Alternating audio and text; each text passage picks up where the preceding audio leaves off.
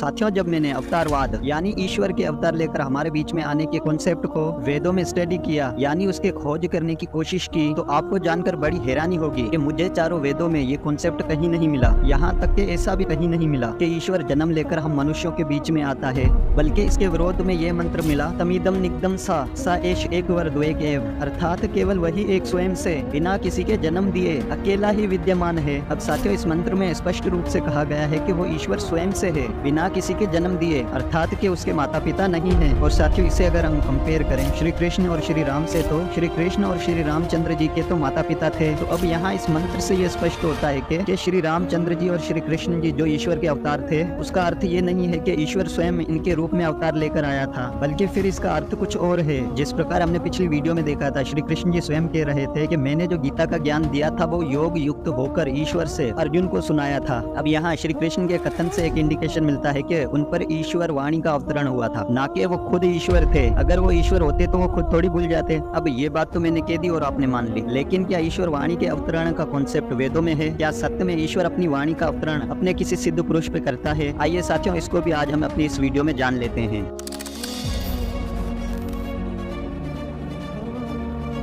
साथियों, जब मैंने ईश्वर वाणी के अवतरण होने के कॉन्सेप्ट को वेदों में स्टडी करने की कोशिश की, तो इस पर भी आपको आश्चर्य होगा कि जहां मुझे अवतारवाद यानी ईश्वर का अवतार लेकर पृथ्वी पर आने का कॉन्सेप्ट वेदों में कहीं नहीं मिला, वहीं मुझे ईश्वर वाणी के अवतरण होने के वेदों में दो प्रमाण मिले। एक प्रमाण तो ये, नो नवीहे से सूक्त आया साध्या पथा पर तेन वद रोचया रुचा, अर्थात तू दिन प्रतिदिन नए और उससे भी नूतन तर सूक्तों के लिए मार्ग स्पष्ट कर और उस मार्ग को ऐसे प्रकाशमान बना जैसे पहले के ऋषि बनाते आए हैं। अब साथियों, यहाँ विचार करने की बात यह है कि इस मंत्र में ईश्वर के सूक्तों के अवतरण होने की बात कही गई है, और सूक्त कहते हैं ईश्वर वाणी, यानी जो वेदों में सूक्त होते हैं उसको। और यही नहीं, बल्कि हमें आदेश दिया गया है कि तुम नए से नया मार्ग स्पष्ट करते जाओ, जो ईश्वर की तरफ से वाणी आने वाली है, यानी जो सूक्त आने वाले हैं उनके लिए। और ऐसा ही पहले के ऋषि करते आए हैं। अब साथियों, यहाँ से एक प्रमाण मिल रहा है कि ईश्वर की वाणी का अवतरण होता है। इसी का प्रमाण हमें महाभारत से मिलता है, जिसे स्वयं श्री कृष्ण ने कहा, और इसी का प्रमाण हमें मत्स्य पुराण में मिलता है, जहाँ स्वयं परमेश्वर विष्णु जी मनु महाराज को कह रहे हैं कि प्रलय काल के पश्चात में वेदों का अवतरण तुम पर करूंगा। अब साथियों, इन वेदों के प्रमाणों से ये तो स्पष्ट हो जाता है कि अवतार का अर्थ ये नहीं कि ईश्वर अवतार लेकर हमारे बीच में आता है, बल्कि अवतार का अर्थ ये है कि ईश्वर अपनी वाणी का अवतरण अपने किसी सिद्ध पुरुष पे करता है।